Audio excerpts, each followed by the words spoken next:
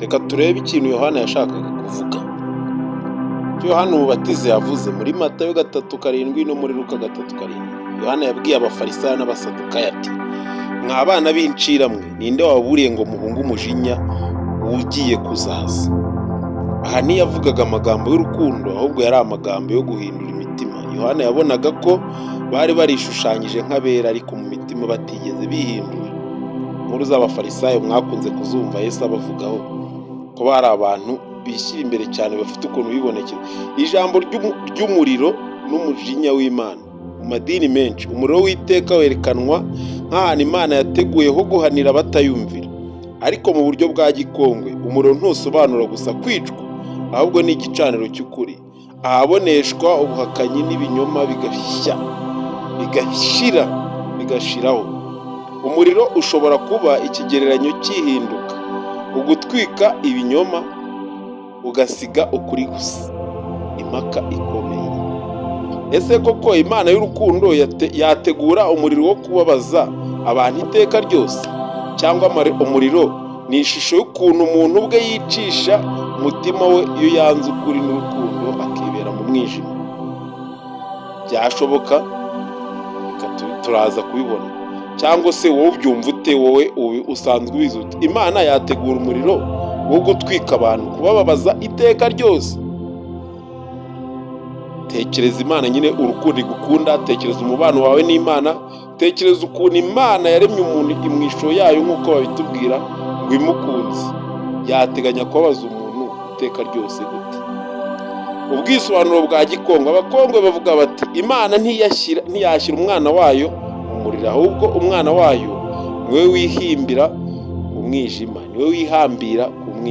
akagira umuriro iwe.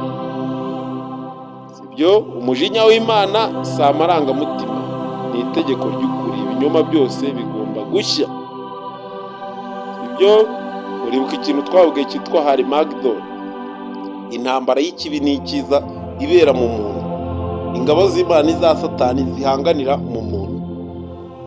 Uwumvise ijwi ry'umwambi w'ukuri akaryanga, yihambira umwijima. Uwo ni we wihimbira umuriro, arawihimbira. Sibyo? Uwanga kumvira impanda niyumvire ukuri, niyumvire umucyo, niyumvire akumvira umwijima. Uwo nguwo ni we wihambira umwijima, ni we wihimbira umuriro. Impamvu Yohana atari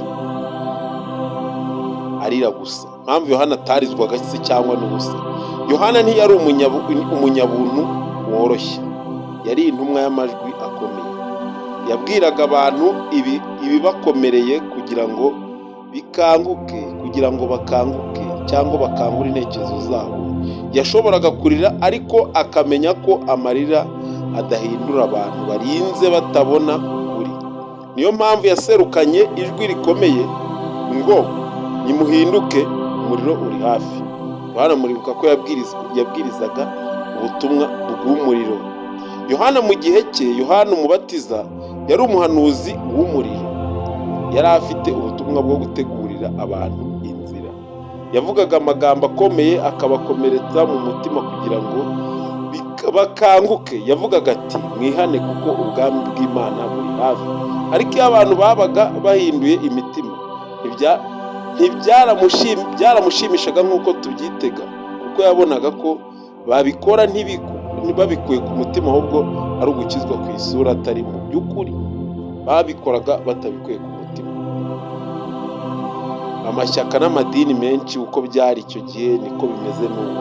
Hari amadini n'amashyaka menshi y'iyobokamana, buri wese yivuga ko ari we uri mu kuri, ariko iyo ushyize amatwi usanga bose bavuga ibyo umuyobozi umwe w'inyuma ashaka, nyir'umupangu.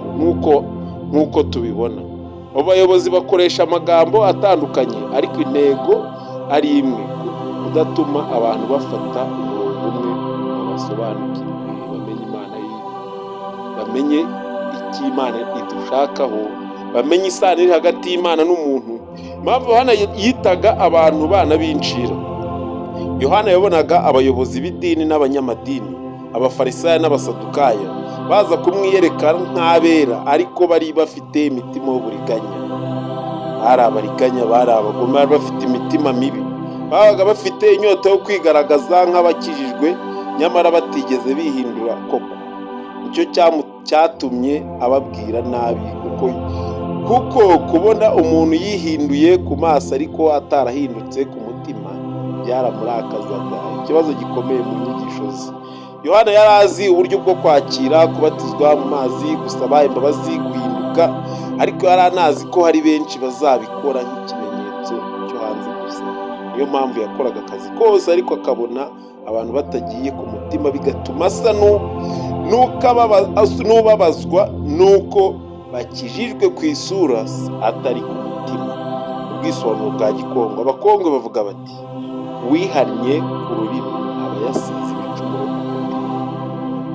Uwiyuhagije mu mazi cyangwa uyuhagiye mu mazi atiyuhagiye mu mwijima aba ari nk'uwiyuhagiye mu gihu. Kwisubiraho ni ugutera indabo mu mutima, si uguhindura ikamba ku mutwe. Yohana rero mu maso y'abantu yasaga nk'ushimishwa nuko benshi bamuganaga, ariko mu mutima we yababazwaga nuko bahinduraga isura gusa, batigeze basobanukirwa nyakuri. Ibyo ndakeka bino birasobanutse. Reka Imana idufashe dukomereze mu buntu bwayo, irushaho kutubera urumuri, irushaho kutubera umucyo, irushaho kuduha umucyo we muri twe, tugendane nawo natwe tuwugendane nawo, tugendane tuba abanyarumuri, tuba abanyamwuka, tuba abakongwe, tuba abantu b'Imana, kuko Imana yo ni iyacu. Tube mu ruhande rwayo kuko nayo iri mu ruhande rwacu, tugendere mu murongo wayo kuko nayo igendera mu murongo wacu. Nibyo nabasabira, nanjye nisabira ngo Imana ibidufashemo kandi bidukomeze.